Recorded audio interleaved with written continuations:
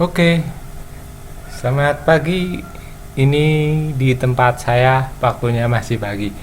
Ya, saya sekarang mau belajar membaca.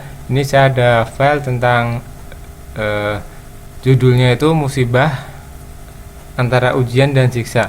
Saya dapat dari rumahsyo.com. Jadi kalau teman-teman semua mau dapat filenya silahkan ini ya dicari di web rumahsyo.com, nanti dicari aja. Itu saya filenya ini dalam bentuk PDF ya.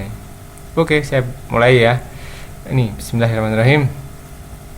Musibah antara ujian dan siksa. Seorang muwahhid dalam memahami takdir. Seorang muwahhid yang benar-benar mentauhidkan Allah, ia akan memahami bahwa segala apa yang dia kehendaki pasti terjadi.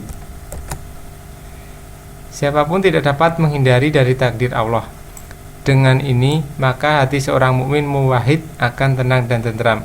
Ia akan memahami bahwa kesedihan yang menimpanya adalah sebuah ketetapan dari Allah, dan segala yang dikehendaki pasti terjadi.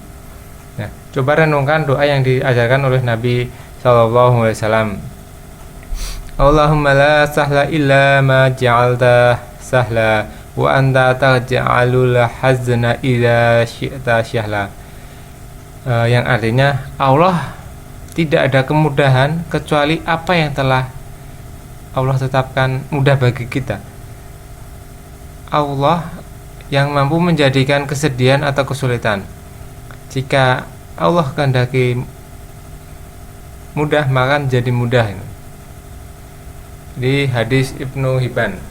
Kalau kita renungkan juga dalam Al-Quran, kita dapati bagaimana pemahaman seorang mukmin terhadap takdir. Nah, ini di surat Al-Hadid ayat 22-23 yang artinya itu, tidak ada suatu bencana apapun yang menimpa di bumi ini, tidak pula menimpa pada diri kita, melainkan telah tertulis di kitab, di Lauhul Mahfuz, sebelum kami menciptakanmu.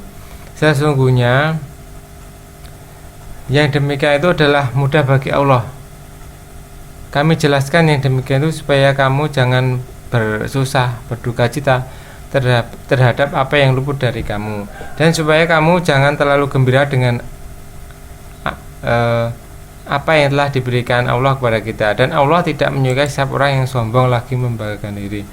Jadi dari surat Al-Hadid ayat 22-23 ini ya, kalau bencana yang menimpa di bumi ataupun musibah yang menimpa dari ke kita itu sudah ditetapkan Allah di Lauhul Mahfuz, bahkan sebelum kita diciptakan atau bumi itu diciptakan nih, diterangkan di dalam Al-Quran.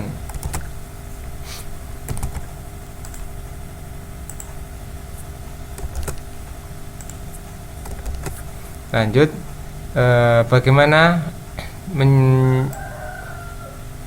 menyikapi suatu musibah atau takdir ini? Tak perlu berlarut-larut sedih atau tak perlu berandai-andai.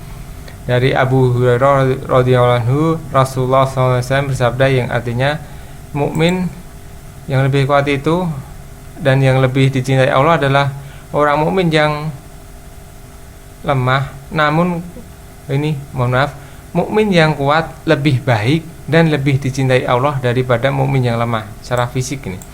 Namun keduanya tetap memiliki kebaikan. Bersemangatlah dalam hal-hal yang bermanfaat.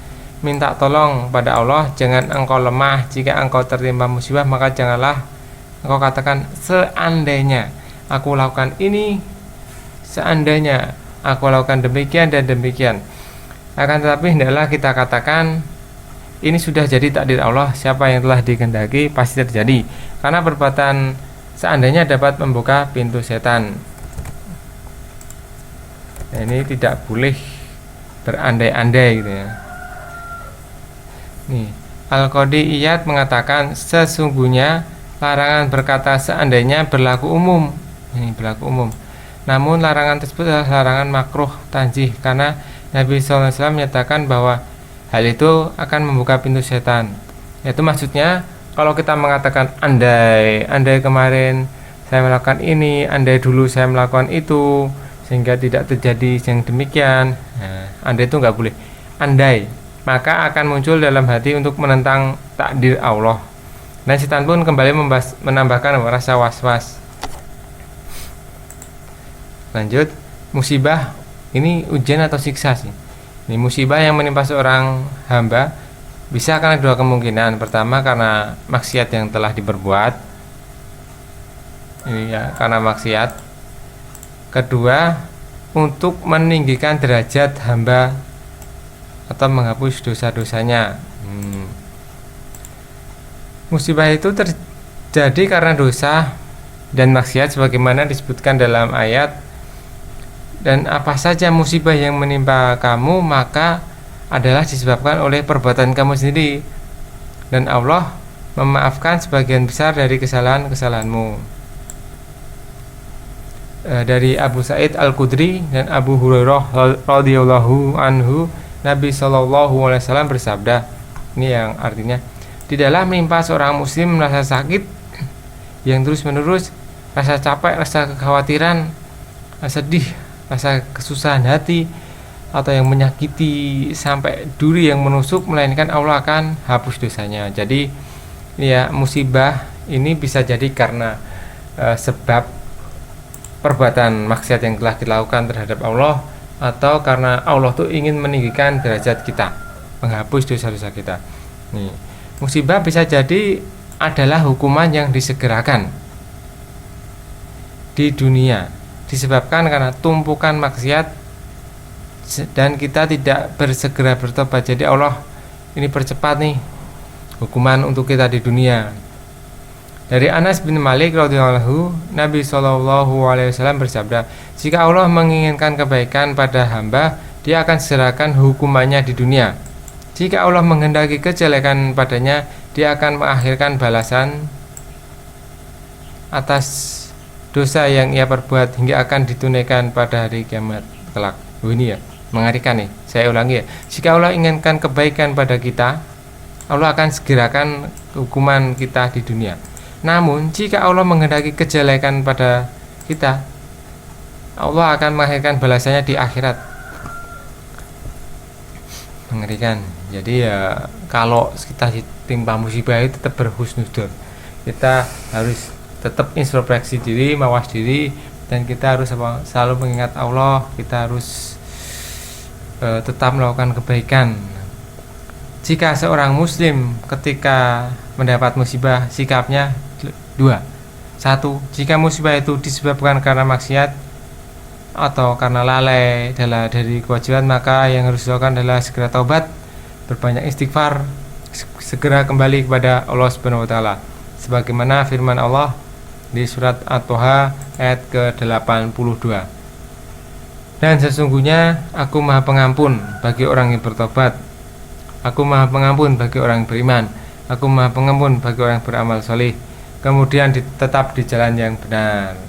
Kedua, kalau musibah itu menimpa kita, maka berpikirlah kalau musibah itu juga bisa mengangkat derajat dan menghapus dosa kita. Maka kewajiban kita hanyalah ridho pada ketetapan Allah dan mengharap ganjaran dari Allah serta ampunan Allah. Kalau dua hal ini dilakukan, berarti seorang mukmin akan segera beramal solih dan meninggalkan maksiat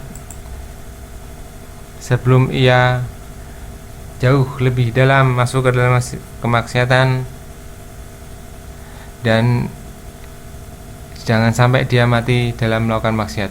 Sedangkan bagi orang yang taat pada Allah, berarti ia akan terus menambah ketaatan pada Allah Subhanahu wa taala. Dengan misalnya ya, kalau seorang muslim itu tanpa musibah, maka efeknya itu bisa jadi muslim akan sombong. Ibnul Qayyim radhiyallahu anhu mengatakan, seandainya tidak ada musibah, tentu orang akan sombong. Jika tidak ada musibah, orang akan congkak pongah. Jika Allah menghendaki pada hamba itu kebaikan, maka Allah akan mengujinya sesuai dengan keberadaannya, sesuai dengan keadaannya, sampai akhirnya ia akan mendapatkan kedudukan mulia di dunia dan lebih lagi pahala besar di akhirat dengan Allah, yaitu dekat dengan Allah. Semoga di balik musibah segera datang kemudahan. Amin. Semoga segala musibah dimudahkan oleh Allah untuk terus bersabar. Terima kasih. Ini adalah buletin umum, buletin Jumat ya.